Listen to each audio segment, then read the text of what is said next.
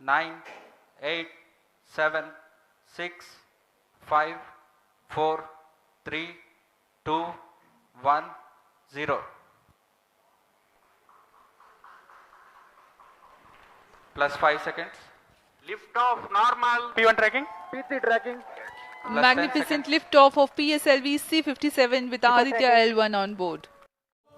Hi friends, this is physics Mahe and welcome to my channel.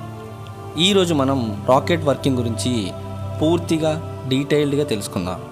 Tyres మీద నడిచే bike కానీ, గాల్లో ఎగిరే ఏరోప్లేన్ కానీ, స్పేస్లోకి దూసుకుపోయే రాకెట్ కానీ, మరే రకమైన వెహికల్ కానీ ముందుకు వెళ్ళాలంటే దానిని వెనక నుంచి ముందుకు తోసే కాజ్ ఉండాలి. ఇలా ముందుకు తోసే కాజ్ని థ్రస్ట్ ఫోర్స్ అంటాము ఆర్ పుషింగ్ ఫోర్స్ అంటాము. అదే ఎద్దుల బండులో అయితే పుషింగ్ ఫోర్స్కి బదులు పుల్లింగ్ ఫోర్స్ అంటాము. వాహనం ముందుకు కదలాలంటే లాగనైనా లాగాలి, తొయ్యనైనా తొయ్యాలి. విమానంలో కానీ, హెలికాప్టర్లో కానీ ప్రొపెల్లర్స్ గిర్రున తిరిగి వాటిని ముందుకు లాగుతాయి. జెట్ విమానంలో అయితే ఇంజను గాలిని జోరుగా వెనక్కి వదలడం వల్ల విమానం ముందుకు నెట్టబడుతుంది. అదే మన రాకెట్స్ విషయంలోకి వస్తే అవి ఆకాశంలోకి దూసుకుపోవడానికి Newton's third law of motion కారణమవుతుంది. For every action there is equal and opposite reaction. For example, గాలి నిండుగా ఉన్న బెలూన్ మూతిని పట్టుకొని ఒక్కసారిగా వదిలేయండి. ఆ బెలూన్ నుంచి గాలి ఎంతో ఫోర్స్తో బయటకు వస్తుంది. దాన్నే మనం యాక్షన్ ఫోర్స్ అంటాం. ఆ గాలి వల్ల బెలూన్ చాలా ముందుకు వెళ్తుంది. దాన్నే మనం రియాక్షన్ ఫోర్స్ అంటాం. తారా జువ్వలో ఉన్న మందుగుండుకి మంట అంటించినప్పుడు జువ్వలోని కెమికల్ మండి కింద ఉన్న ఎయిర్ మీద ఫోర్స్ అప్లై చేసి ఆ జువ్వ పైకి ఎగురుతుంది. ఈ సమయంలో విడుదలైన గ్యాసెస్నే ఎగ్జాస్టెడ్ గ్యాసెస్ అంటాం. ఈ రోజుల్లో రాకెట్స్ మనకి అనేక విధాలుగా ఉపయోగపడుతున్నాయి. అయితే రాకెట్స్లో వివిధ రకాలు ఉన్నాయి. యుద్ధాలలో వాడే రాకెట్స్ని మిసైల్స్ అని అంటారు.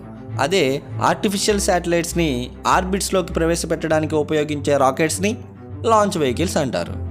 ఏదైనా రాకెట్ స్పేస్లోకి వెళ్ళాలంటే అది 3 ఫోర్సెస్ని అపోజ్ చేస్తూ వెళ్ళాలి.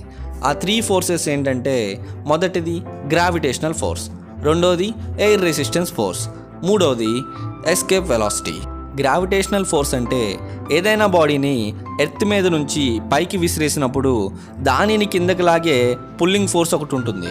ఆ పుల్లింగ్ ఫోర్స్నే మనం గ్రావిటేషనల్ ఫోర్స్ అంటాము. ఎయిర్ రెసిస్టెన్స్ అంటే ఏదైనా ఒక మూవింగ్ ఆబ్జెక్ట్ని అట్మాస్ఫియర్లో ఉన్న ఎయిర్ ఆపోజిట్గా ఫోర్స్ అప్లై చేసి ఆపడానికి ట్రై చేస్తుంది. ఇలా ఒక మూవింగ్ ఆబ్జెక్ట్ మీద ఎయిర్ వల్ల అప్లై అయ్యే ఫోర్స్నే ఎయిర్ రెసిస్టెన్స్ ఫోర్స్ అంటాం.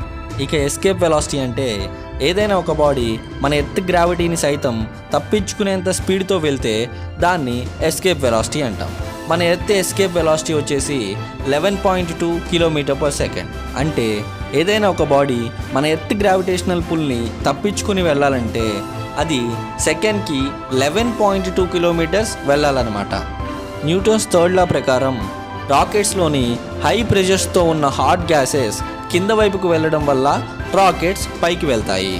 ఇప్పుడు మనం రాకెట్స్ పార్ట్స్ గురించి క్లియర్గా తెలుసుకుందాం.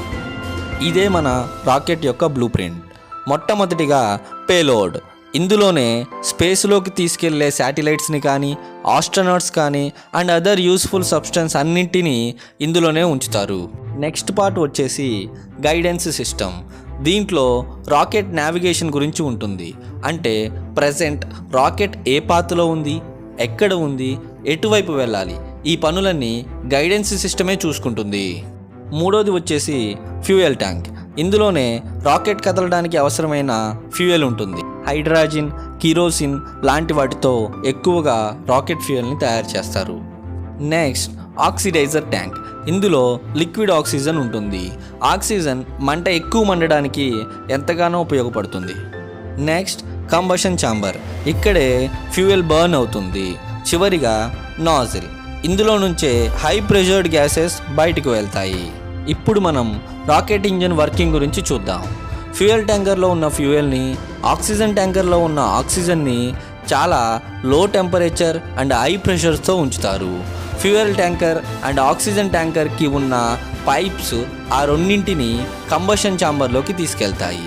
ఈ కంబషన్ ఛాంబర్లో ఫ్యూయల్ అండ్ ఆక్సిజన్ కలిసి మండడం స్టార్ట్ చేస్తాయి. ఈ మంటల నుండి ప్రొడ్యూస్ అయ్యే హై ప్రెషర్డ్ గ్యాసెస్ నాజిల్ నుంచి బయటకు వెళ్తాయి. ఈ యాక్షన్ వల్ల రియాక్షన్ జరిగి రాకెట్ పైకి వెళ్తుంది.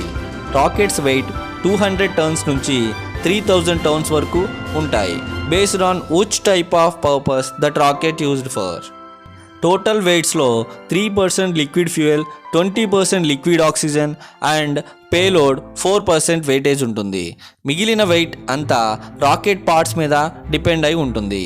దాదాపు అన్ని రాకెట్ లాంచింగ్ స్టేషన్స్ సముద్రాలకి దగ్గరలో ఉంటాయి, ఎందుకంటే ఏదైనా రాకెట్ ఫెయిల్ అయిపోతే అది జనావాసాలపై పడి ప్రాణహాని కాకుండా వాటిని సముద్రంలో పడేలా చేయొచ్చని.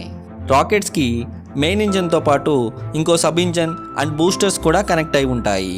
రాకెట్స్ లాంచ్ చేసే టైంలో చాలా ఎక్కువ heat and enormous sound produce అవుతుంది. ఈ హీట్ని తగ్గించడానికి మిలియన్ లీటర్స్ ఆఫ్ వాటర్ని యూజ్ చేస్తారు. ఇంత బరువున్న రాకెట్ పైకి పంపించడానికి దాని చుట్టూ ఉన్న బూస్టర్స్ కూడా పనిచేస్తాయి. కొంతసేపటికి బూస్టర్స్లో ఉన్న ఫ్యూయల్ అయిపోయి మెయిన్ రాకెట్ నుంచి విడిపోతాయి. దీనితో ఆ రాకెట్ వెయిట్ కొంచెం తగ్గుతుంది. ఆ విడిపోయిన బూస్టర్స్ పారాచూట్ అండ్ GPS సాయంతో సముద్రాల్లో పడతాయి. ఆ బూస్టర్స్ని రీయూజ్ కోసం సైంటిస్టులు మరలా బయటికి తీస్తారు. తర్వాత సబ్ ఇంజన్ కొంత దూరం రాకెట్ని తీసుకెళ్ళి అది కూడా వెయిట్ని తగ్గించడానికి మెయిన్ రాకెట్ నుంచి విడిపోతుంది. ఇక మెయిన్ రాకెట్ దాని డెస్టినేషన్ చేరుకున్న తర్వాత అది కూడా విడిపోయి పేలోడ్లో ఉన్న శాటిలైట్ని డెస్టినేషన్ పాయింట్కి చేర్చుతుంది. అయితే రాకెట్ పాత్ ఎప్పుడు స్ట్రైట్గానే ఉండదు కదా, కొన్నిసార్లు కర్వ్డ్ పాత్లో వెళ్లాల్సి వస్తుంది. దానికోసం రాకెట్ కింద ఉండే నాజిల్లో గిబేల్ మెకానిజంని సెట్ చేస్తారు. ఇది నాజిల్ని డిఫరెంట్ డైరెక్షన్లో సెట్ చేస్తూ రాకెట్ని కావాల్సిన పాత్లో వెళ్ళడానికి హెల్ప్ చేస్తుంది. స్పేస్ని అర్థం చేసుకోవడానికి రాకెట్ అనేది మనకెంతో యూజ్ అవుతుంది. ఈ విశ్వంలో మానవజాతి గొప్పతనాన్ని చాటి చెప్తున్న ఓ రాకెట్ పరికరమా, నీకు సెల్యూట్. ఇదండి రాకెట్స్ యొక్క పూర్తి వర్కింగ్ మోడల్. ఇలాంటి ఇంట్రెస్టింగ్ వీడియోస్ చేయడానికి నా ఛానల్ని సబ్స్క్రైబ్ చేసి నాకు కొంచెం ఎంకరేజ్మెంట్ ఇవ్వచ్చు కదా. Thank you for watching. ఈ వీడియో మీకు నచ్చినట్టయితే please like, share and subscribe.